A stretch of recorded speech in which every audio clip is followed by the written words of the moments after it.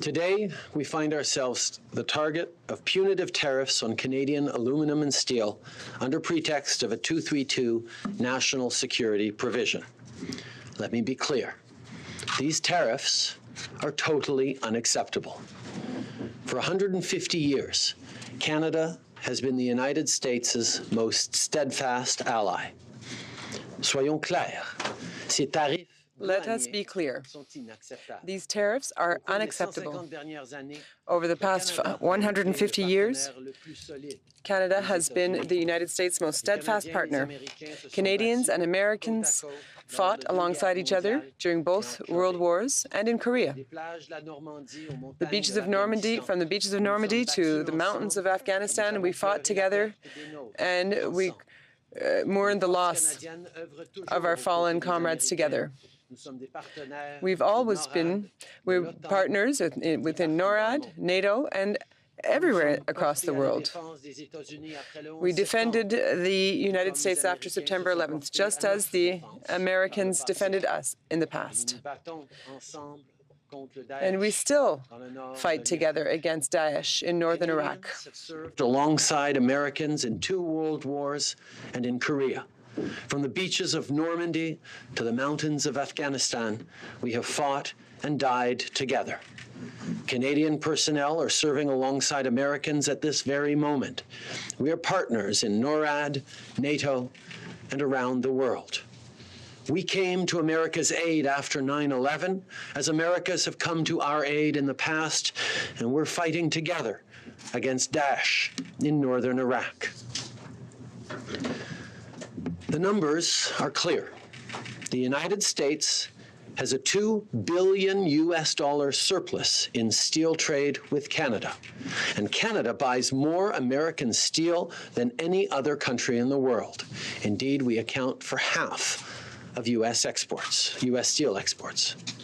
Canada is a secure supplier of aluminum and steel to the U.S. defense industry, putting aluminum in American planes and steel in American tanks.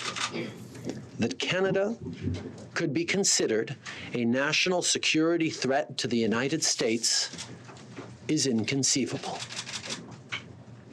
These tariffs will harm industry and workers on both sides of the Canada-U.S. border, disrupting linked supply chains that have made North American steel and aluminum more competitive all around the world. Ces tarifs douaniers nuiront. These tariffs will harm industries and workers on both sides of the Canada-U.S. border and will disrupt supply chains that have made steel and aluminum from North America more competitive across the whole world. These tariffs are an affront to the long-standing security partnership between Canada and the United States, and in particular, an affront to the thousands of Canadians who have fought and died alongside their American brothers in arms, comrades in arms. The ties of commerce, friendship, and in many cases, family between Americans and Canadians are undiminished. Indeed, they have never been stronger. The government of Canada is confident that shared values, geography, and common interests will ultimately overcome protectionism. But as we have constantly said, we will always protect Canadian workers and Canadian interests. Minister Freeland is here to outline our retaliatory measures. This morning, I called the opposition leaders to inform them of our response. Comme nous l'avons toujours dit, as we have always said, we will always protect the interests of Canadian workers and Canada's interests. Minister Freeland is here to outline our retaliatory measures. This morning, I called the leaders of the opposition to let them know what our response would be. In closing, I want to be very clear on one point. Americans remain our partners, our allies, and our friends. The American people is not the target of today's announcement. We hope that eventually common sense will triumph.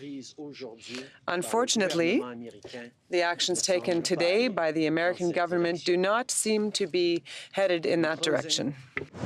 I want to be very clear about one thing. Americans remain our partners, our allies, and our friends. This is not about the American people. We have to believe that at some point, common sense will prevail. But we see no sign of that in this action today by the U.S. administration.